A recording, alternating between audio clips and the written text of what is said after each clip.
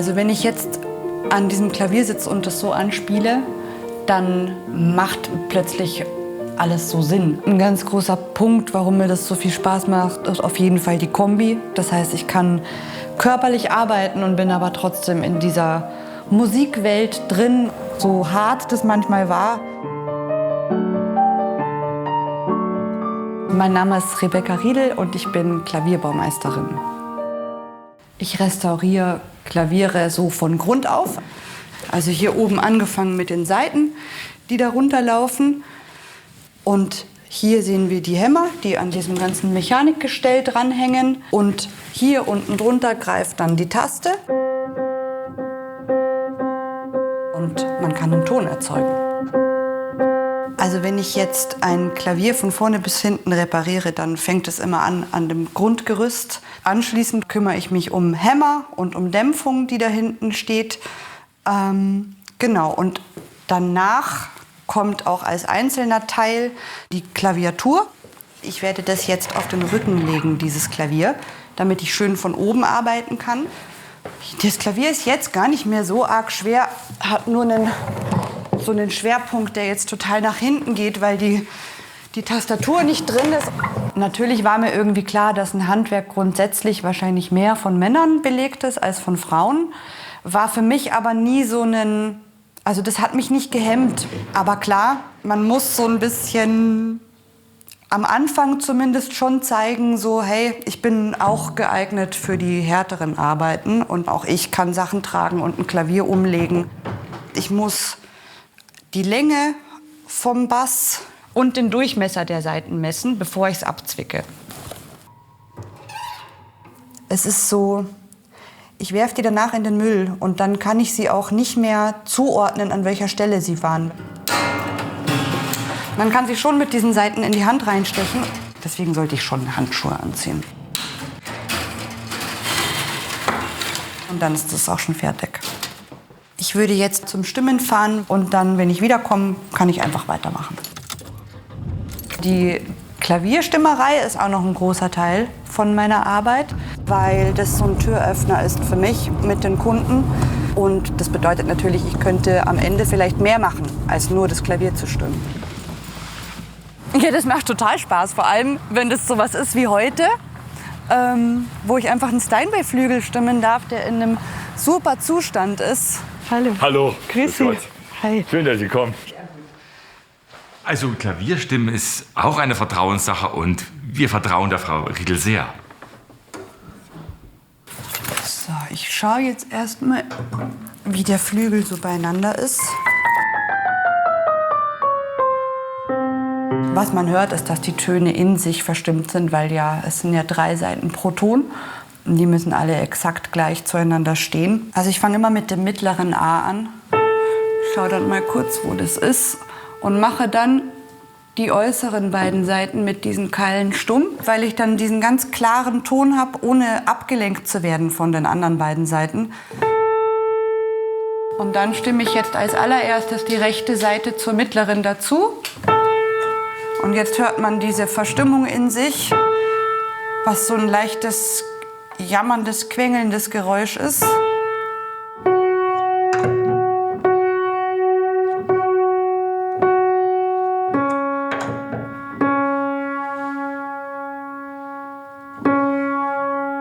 Ich will ja schon ganz lange Klavierbauerin werden. Ich habe zuerst studiert, bevor ich damit angefangen habe, und war danach genauso unglücklich wie davor.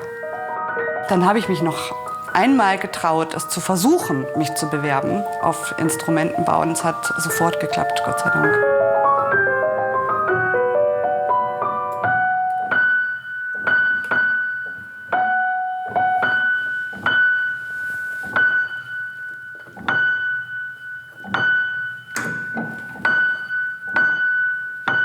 Da war so ein Mini-Eiern im Ton, was mir nicht gefallen hat.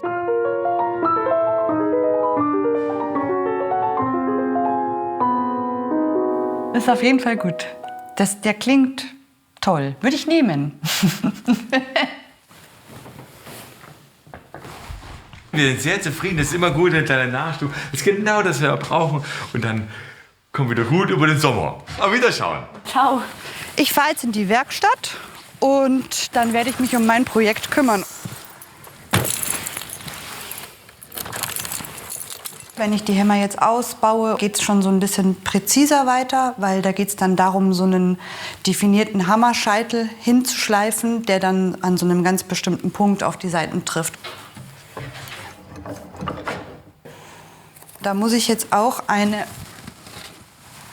kleine Staubmaske dafür aufsetzen, weil das ist so ein Mini-Filzstaub, der da entsteht.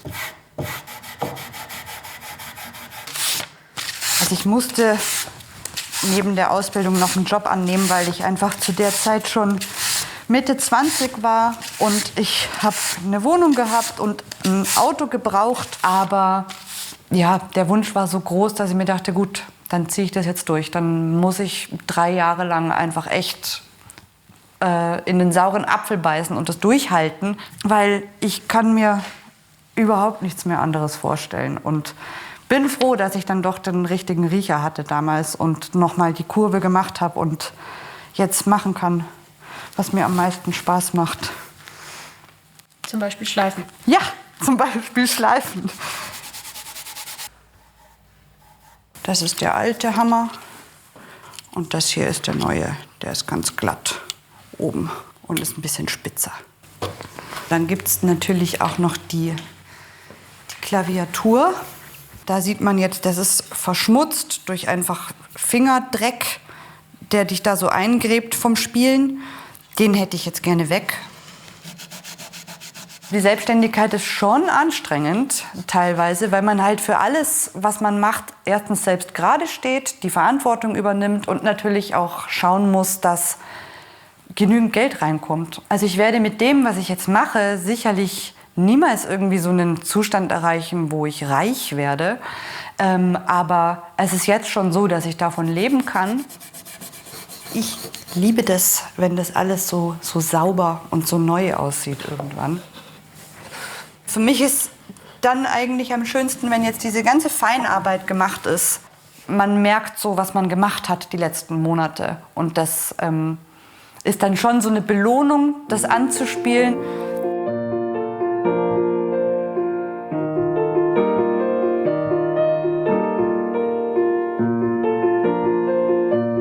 Ich denke da schon gerne auch daran zurück, wie ich da so rumgeträumt habe mit 17, 18 und denke mir dann, boah, ich finde es manchmal selbst erstaunlich, dass es so gekommen ist, wie es gekommen ist, aber ich liebe es und bin dankbar und sage, Gott sei Dank hast du nicht aufgegeben zwischendrin.